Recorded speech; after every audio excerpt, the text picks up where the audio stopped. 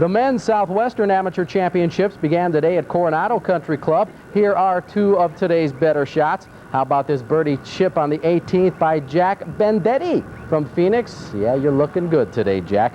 Another Italian, Arizona State's Greg Cesario, drills one in from about 40 feet away. After one round, Eric Meeks from the University of Arizona and Roswell High senior Dee Gren share the lead at 4 under par 66. The field was too wet in San Antonio, so the Diablos didn't play today. They can also forget about Billy Joe Robideau joining them for his rehabilitation program. He'll take his strained knee to Class A Benoit. On the American League Baseball scoreboard, Kansas City and Detroit ate the magic number for them tonight. Boston's now won 9 of their last 10. Seattle 5, Baltimore 1. Minnesota clubbed Toronto, and Texas 5-2 over Chicago. In the 5th inning, New York 5, California 0. In Philadelphia, the Dodgers pounded out 15 hits. But you know what? They also committed 5 errors, and that led to an 8-7 loss. The Phillies scored 4 in the 3rd to grab a 5-1 advantage. Greg Brock led off the 4th inning with this home run. He and Franklin Stubbs have combined for 5 homers in the past 2 days. Mariano Duncan also hit a round tripper tonight. Dodgers lose 8-7 elsewhere. Pittsburgh 12, Atlanta 3. Giants and the Mets, winners by identical 4-2 scores. Tom Browning tossed a one-hitter tonight as Cincinnati blanked Chicago 2-zip, and it was Houston 4, St. Louis 2. Well, if you were out camping last night, and I mean really roughing it, like no electricity, you missed a great win by the Celtics. The key plays in that ball game, this three-pointer by Larry Bird that gave the Celtics a 3-point advantage with that much time remaining. Houston cut it back to 1 before Bill Walton with the rebound. The bucket made it 106-103, and that's how it ended. Gosh, it was just, one of those nights you really want to forget until the last 3 minutes.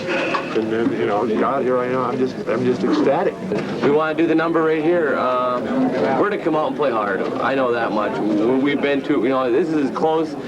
You're right on the doorstep. You're knocking on the door. All you got to do is open it up and step in. Well, the Celtics will try to step in tomorrow, Game 5, right here on Channel 4. That's sports, Al.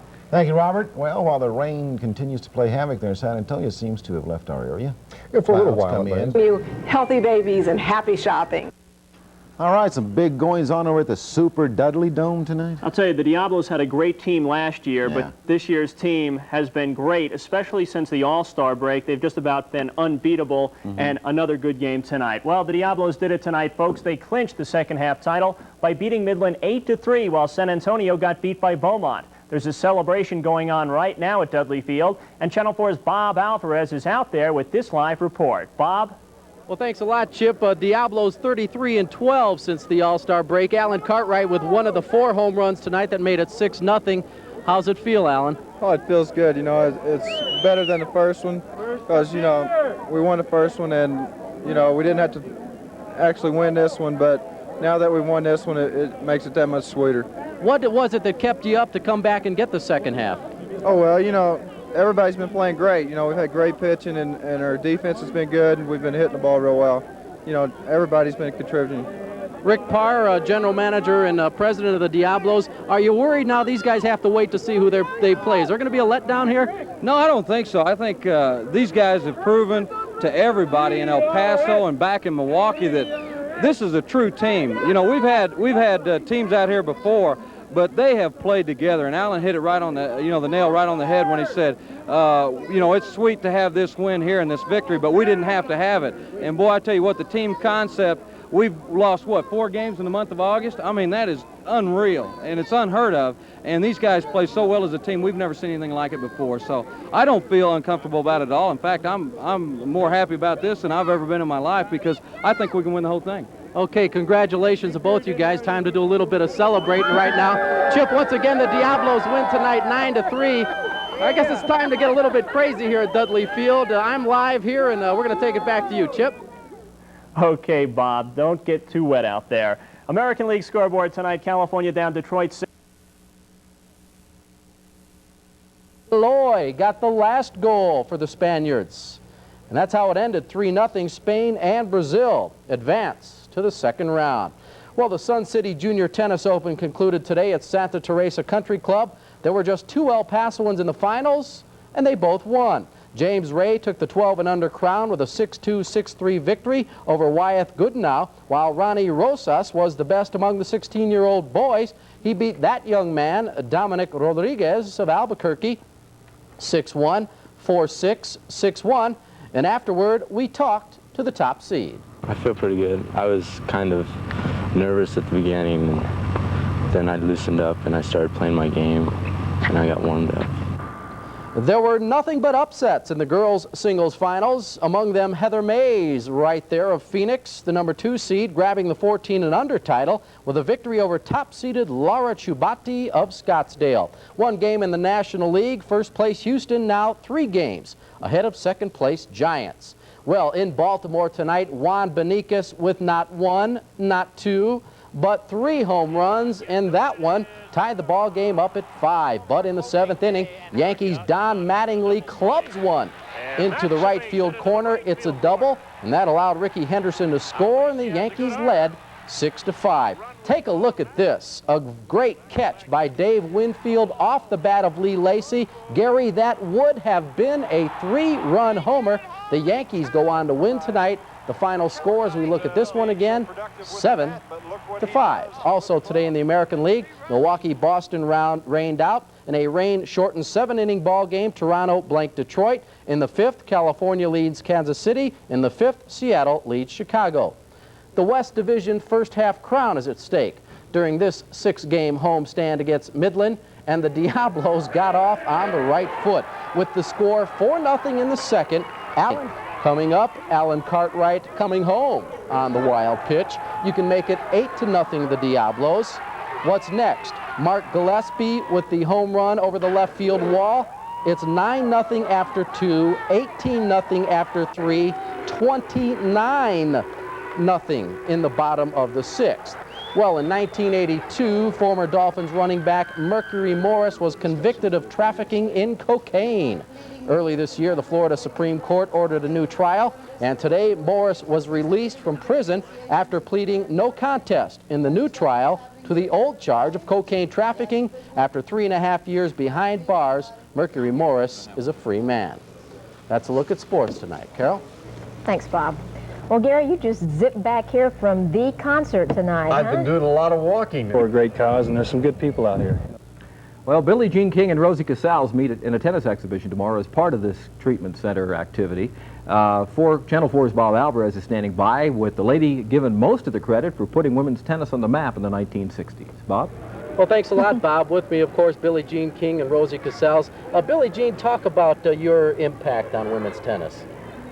Well, first of all, I always think of tennis, not just women's tennis, but I think probably the main thing was when I played Bobby Riggs and we had 80 million people watch that match throughout the world, plus the Virginia Sim circuit, and now I'm working as commissioner of Domino's Pizza Team Tennis, where we have both men and women, so I'm still hanging in there, doing a lot, trying to create new opportunities. Rosie, children right now and youngsters themselves are beginning to play tennis at a younger age every year. Yourself, what do you think about getting involved in, a heavy competition at such an early age, and perhaps some advice you could give to some parents about getting their kids involved? Should they start at a young age? Should they wait a little bit? I think they should wait a little bit, and I think they would appreciate it. They would enjoy it. It would be satisfying for them to win. Right now, it's much too difficult on their emotions and physical state. So my advice would be support your kid, but don't push them. Okay, thank you very much for being with us, and good luck tomorrow. Billie Jean King, thank you for being Bob. with us, and good luck tomorrow. Once again, Bob, the exhibition match will be played at Santa Teresa Country Club tomorrow at 11. Reporting live from the El Paso Tennis Club, I'm Bob Alvarez for Channel 4 Sports. Okay, we go south of the border to World Cup soccer tournament. Tonight, folks, for that free dinner at K-Bob. Kickoff payoff at participating McDonald's. All right, Bob Nitzberg's on the road with the Miners, waiting for the game in Hawaii. This one is Saturday night. That's right, Saturday night, very late Saturday night. Mm-hmm. And here, I'm going to introduce you, and you tell them the rest. That's all I know about it. Here's Bob Alvarez with sports. Thank you, Bill. It was a little less than 2 weeks ago that the Aggies did something they've never, ever been able to do before. They won a conference game, and this Saturday they'll go for number 2 when they travel to Pacific a team that will show the Aggies a different look. For our school, the Wishbone's the best offense. You know, I'm not married. Yes, in the past happy PC2A, the Tigers are running the ball and doing it very well. They lead the conference in rushing and rank 7th in the nation. However, after 2 games, they are 1-1. But don't point your finger at the defense. The Pacific defense is 2nd best in the league, but number 1 against the pass. Well, it really doesn't pose any serious problems for our game plan because we go into every game taking what the defense is going to give to us. And so it varies from week to week, though it doesn't fluctuate a great deal. After 3 games, the Aggies have preferred the run almost 2-1 over the pass. But when they need to get the ball in the end zone, as they proved last Saturday, they'll go to the air. And with the league's top pass defense awaiting them this Saturday, you can bet the Aggies are making some changes. Well, every week we make different adjustments towards each team. And as the weeks are coming along, our passing game is getting stronger and stronger. Chip will have more on the Aggies tonight at 10.